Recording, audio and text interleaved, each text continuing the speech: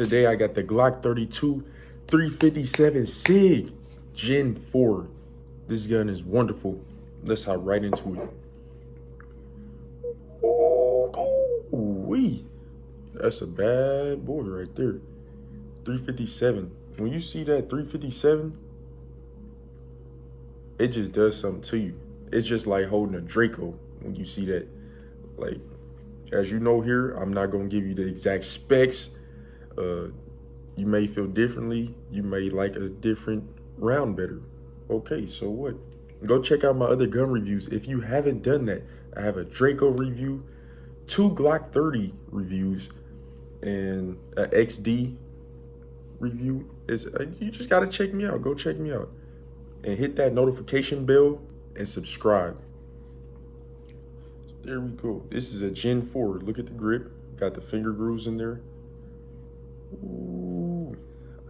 I have not shot this yet, but I will be going to the range soon, and I will be doing another Draco review soon. I have a Romanian Draco, full size.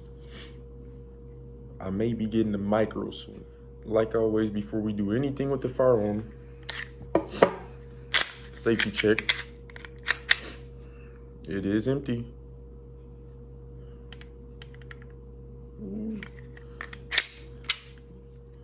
But my mag does have bullets in it. So, as you know, when you decock the Glock, the trigger will be pulled back. So there's no way to even pull the trigger, even if it has a loaded magazine in it. There's no way.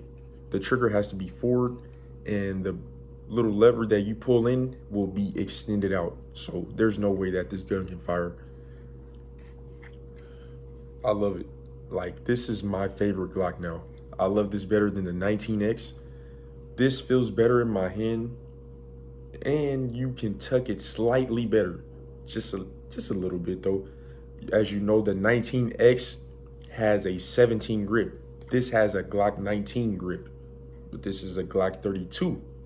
But the Glock 32, Glock 19, and the Glock 23 are all the same size.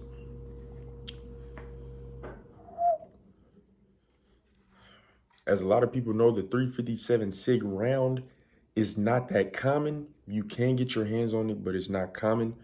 Like, just the other day, I went in the gun store. I seen 357 SIG critical duty ammo, which was amazing because I never really would see the 357 SIG round before I even got it.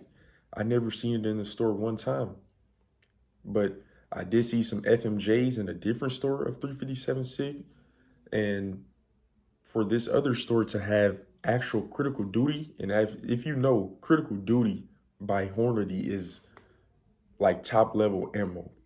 So yeah, that's big. I'm going to start stocking up on that.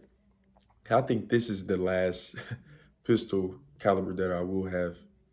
I still like my 9s, but knowing the blast and power that you get with this 357 SIG, you're talking about nothing less than 1300 FPS, which stands for feet per second.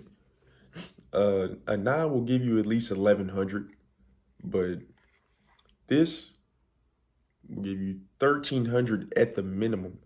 And then at the highest, they have a 50 grain bullet that travels 2300 feet per second. So I will have to get some of that. This gun will be awesome for home defense and self-defense. Every time. The standard mag has 13 rounds, but you can use the Glock 31 magazine, which is 15 rounds. So that's 15 plus 1, which equals 16 rounds of 357 SIG. Yes, this caliber is made to mimic the 357 Magnum. It is not the 357 Magnum, but it's made to mimic and do the same thing, you know, out of a pistol caliber, semi-automatic. Just lovely. I mean, it doesn't let you see the sights. Just the regular sights right now. I might get the night sights installed. Drop a comment, should I install night sights on this? This is a lot of firing power. You can use the same mags from a Glock 22 and a Glock 23 in this gun. So you can use the 22 round mag extension, or you can use a 15 round mag in here, which gives you a lot of firing power. I will be purchasing a 22 round mag soon. As everybody knows, a Draco is a lovely gun, but in a self-defense encounter, having a gun like that can be bad for you.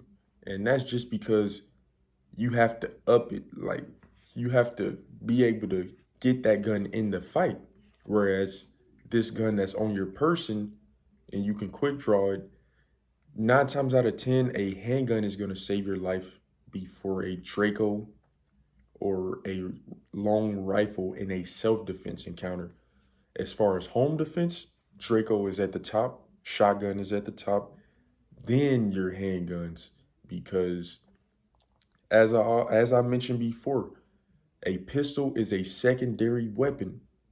You do not see the army pull up with their pistols out. They pull up with ARs out, 223s and higher. The pistol is just their backup gun. So keep that in mind. If you want to believe the people say, oh, that you can get a 9mm plus P Superman round and do the same thing as 357 Sig. Okay. Okay, yeah, they neck down a 40. It's in a 40 shell, but it's neck down like a 9mm bullet. But you're getting all that more blast, faster than a 9, and it's going to penetrate better. So you can do what you want and think the 9 has just as equal power and this and that. The highest hyped up round of 9 may be close to 13, but it is not even touching a 2300 feet per second at any day on its hyped up round, no matter what. So there's a difference. Let y'all see it. You don't really see too many reviews on a 357 Sig. You're going to see a couple, but 9, 40, and 45 surpass this gun like crazy. Like, you may see 20, 25 reviews of a 357 Sig Glock 32, and you may see like 15, 20 Glock 31 reviews, and maybe a few Glock 33s, but nowhere near as much as the popular calibers. And to me, this is the best one. You're talking about the highest punching caliber that is going to shoot the best from any distance. Like, as you know, with a 45, the further you shoot out, the more your bullet is going to drop on the 45. But, and as you know, with the 40, you hear about it being real snappy. And the 9, you get awesome recoil and follow-up shots. So it's like having an in-between of all the two. The 357 Sig is basically like having a 40 combined with the 9. It's like both of that in one. So it's a really good caliber. And yes, they say it's expensive, which it is a little expensive for a 357 Sig. But just think about it. If you can go out and buy Jordans, you can purchase these girls' OnlyFans and buy all the unnecessary stuff that you buy. You can spend $30 on ammo that's going to save your life. Priorities. I don't mind spending that on this. If I didn't want to spend, I would have got a 9, or I would have got a 380 or a 22. So have your priorities set. Don't cry and be a baby about how much the ammo costs when you're out here spending, $350 on Gucci hats. I don't want to hear that. Here are my reviews. I really like to show the details of the gun, because that's something I always look at before I purchase a weapon. I want to see every little detail of it. Everything. The grip, the slide, the texture, the finish. So I'm giving y'all a good up-close look at 357 Sig, and a range review will be coming soon. Look at that bad boy.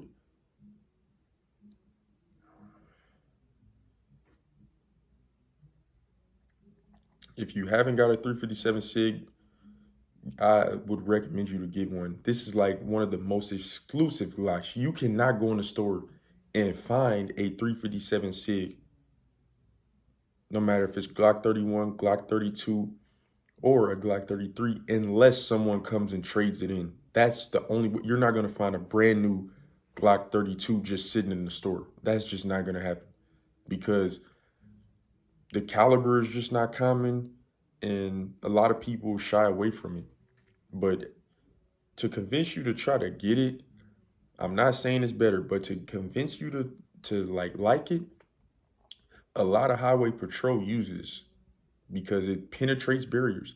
Not saying you're gonna always be in that situation, but it just gives you an idea of what this gun is capable of.